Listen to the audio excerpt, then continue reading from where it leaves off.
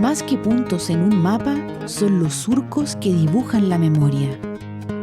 Los llamamos sectores o localidades, poblados o villas, espacios que sustentan las historias que tejen nuestra identidad. Segmentos de un territorio vivo que juntos dan forma a eso que llamamos hogar. Esto es Curacautín, Geografía de la Memoria.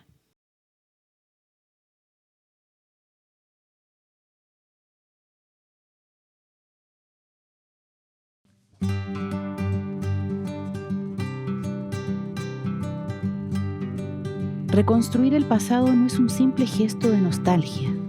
Es detenerse allí, donde aparentemente no hay nada, y preguntarse qué vidas, qué historias y qué sueños dieron forma a un lugar. Boca Norte, un pueblo marcado por el ferrocarril y el trabajo duro, pero también por la vida cotidiana de una comunidad con memoria, que nos abre las puertas de su pasado y de su presente, con el fin de reconstruir sus huellas, la forma de sus calles y la voz de sus habitantes.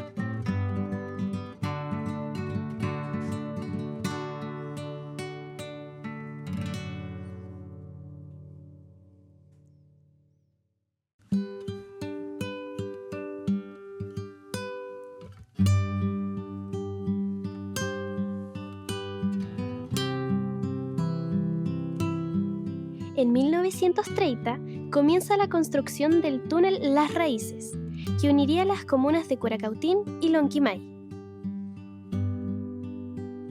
En la que sería su entrada norte, empieza a formarse un caserío para acoger a los trabajadores junto a sus familias. Boca Norte sería su nombre, y esta es parte de su historia.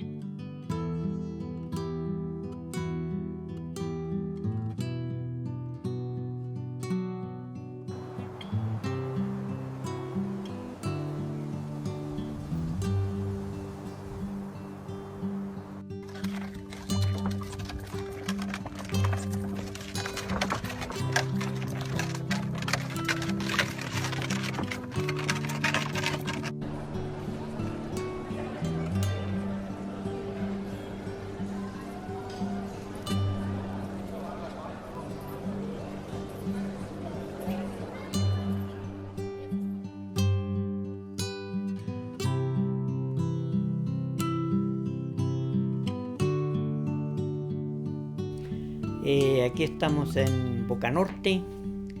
Esto en la antigüedad era un pueblito que se generó de cuando se empezó a construir el túnel Las Raíces.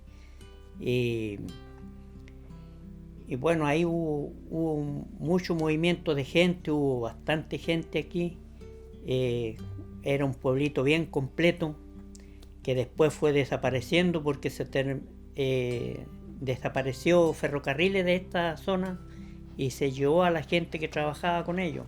Las trasladaron a otros lugares y ahí fue decayendo hasta el momento que ya quedan muy poca gente aquí. La mayoría son hijueleros que están quedando. Boca Norte es el tren y el paso del tren, sus pesados rieles, su metal formidable, pero también la calidez de sus vagones llenos de historias que se pierden en el invierno y su manto blanco.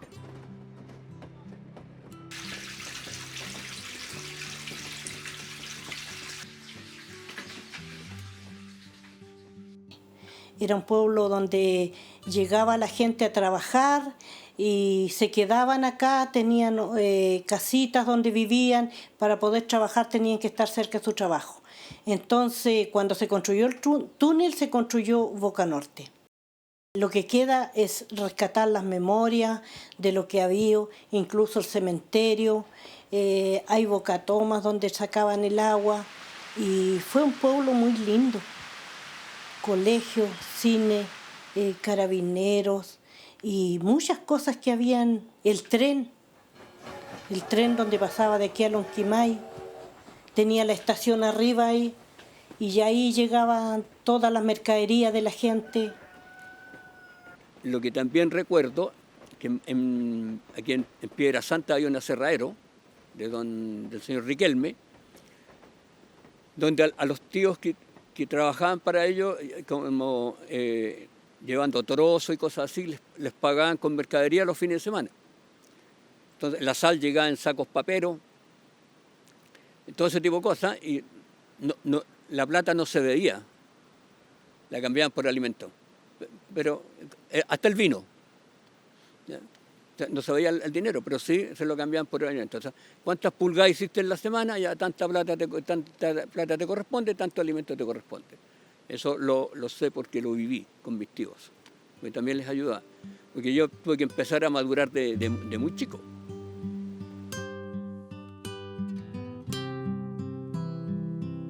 La nieve cubriendo las rodillas, cobrando caro cada paso rumbo a la honda boca de ese túnel que llamaron Las Raíces. Boca de puma, ojo de cóndor, profunda cueva hacia el centro de nuestro esfuerzo y nuestros sueños.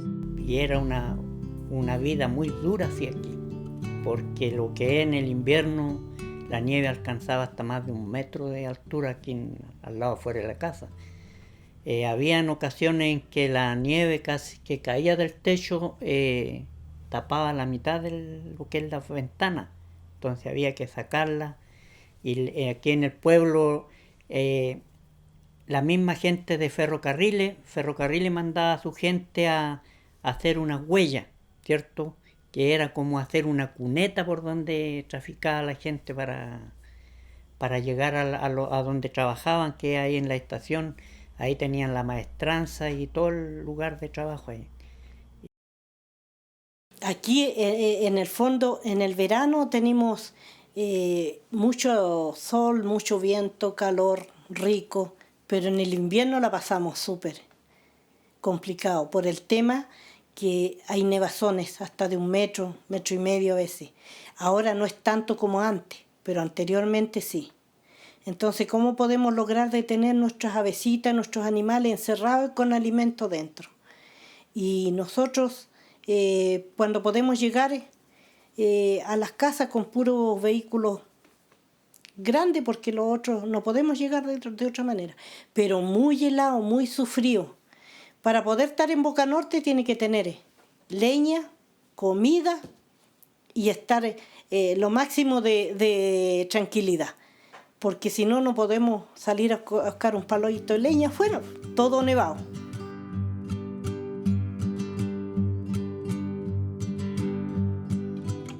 Para nosotros son un símbolo, un monumento de valor incalculable. Para nuestros abuelos, sin embargo, fueron su sustento, el material de sus casas y la carga de sus bueyes. Bueno, anteriormente la construcción y todo lo que era madera aquí en esta zona se trabajó mucho lo que era la araucaria. Sobre todo las casas que existían aquí eran todas de araucaria. Las casas antiguas, en lo que de eso mismo yo después rescaté maderas de la casa antigua que tenían mis viejos aquí, y construí esta casita chica con la misma madera, pero yo la mandé a elaborar porque antes se trabajaba la madera en bruto nomás, la tabla como era tabla nomás, en bruto. Yo la mandé a elaborar, hice listones y aquí está ahora como reliquia de esos años. Nos parece incomprensible, pero tampoco entendemos el invierno y sus pesares. Los hielos que habían aquí eran muy grandes, el túnel se tapaba entero con hielo, digamos clavos de hielo del techo hasta el piso abajo. Lo que era para poder pasar el tren, lo que era la máquina que estaba trasladando gente aquí, el tren de pasajeros, se metía una máquina retrocediendo para poder echar abajo todo eso. Metía retrocediendo para que después pasara el tren con pasajeros. El frío era inmenso aquí antes.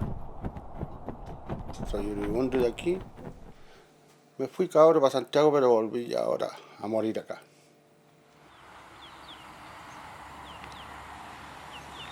Aquí por lo menos hay una población de niños nomás, solo tienen que haber habido unos 50, 60 niños en esa época cuando yo estaba, que era lo que estábamos en el colegio. Bueno, aquí en esta zona habían harta juventud, hartos niños. El colegio aquí estuvo posesionado en 3 partes. Empezó en lo que era el hospital de aquí de Boca Norte. Eso después lo trasladaron el hospital a Curacautín y siguió ahí quedó como colegio, ese mismo lugar. Y ahí fue donde empezó lo que es el colegio con el profesor Zenón Olate. La diversión de nosotros era que el tren partía de aquí y le costaba entrar al túnel. Entonces nosotros subíamos aquí y nos tirábamos allá en el puente. Ese era el entretenimiento. El entretenimiento de nosotros era en la tarde, porque el tren pasaba a 4 o 5 de la tarde, de vuelta para arriba, para Lonquimay. A las 8 de la mañana pasaba a Victoria. Entonces la tarde era lo único que nosotros esperábamos, era el tren. Y yo personalmente, yo era el que tenía la moneda para subir y pedirle a Juanito, que era el que vendía los confites, vendía las cervezas y todo ese cuento arriba del tren, para comprar el chicle. ¿Me entiendes? Esa era mi infancia. Mi padre nació en Selva Oscura, ¿ya? Y después de ahí mis abuelos se vinieron de Curacautín para acá, donde hay una subestación, ¿ya? No recuerdo cómo se llama eso, hasta que llegaron acá a Boca Norte. Y mi padre acá en Boca Norte, de estudiar, era futbolista.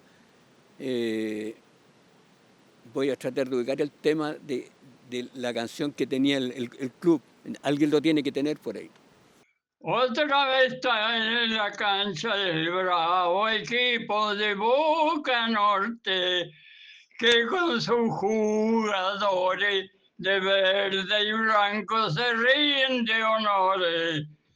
Juegan muy combinados, haciendo pase y marcación, y entre solo partidos ha demostrado ser. Y dentro de esos años, cuando se trabajó en ferrocarriles, también se formó un cementerio. Aquí cerquita hay un cementerio. Aquí estaba bien completo, o sea que todo lo que pasaba aquí era de aquí del lugar nomás.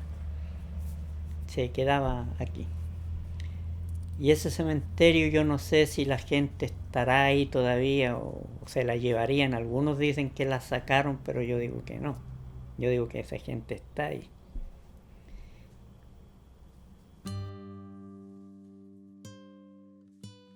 Algunos dicen que se fueron hace mucho, pero la mayoría sabe que aún están bajo esta tierra, sin lápidas que marquen su destino. Mudos testigos de un tiempo más simple y más duro, pero en el que también había espacio para reír y disfrutar. Y lo bueno y tranquilo de esta parte acá, del sector, la tranquilidad, la buena comunicación con los vecinos. De eso se rescata normalmente en un pueblo que fue muy grande y queda ya menos, pero siempre con amor. Y lo que rescato es de las personas que se quedaron, los hijos de las personas que trabajaron en el túnel, que se quedaron acá y que todavía están, y con amor y respeto a cada cosa que hay en Boca Norte.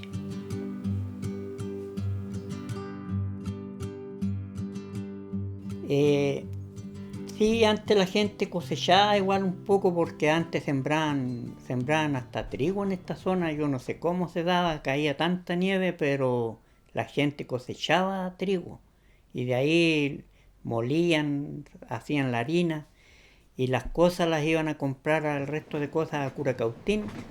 Claro que había que ir en la mañana y volver en la tarde, porque el tren bajaba en la mañana, digamos como a las 8, y en la tarde volvía como a las 5, 5:30 para acá. Así que había que estar todo el día allá en Curacautín.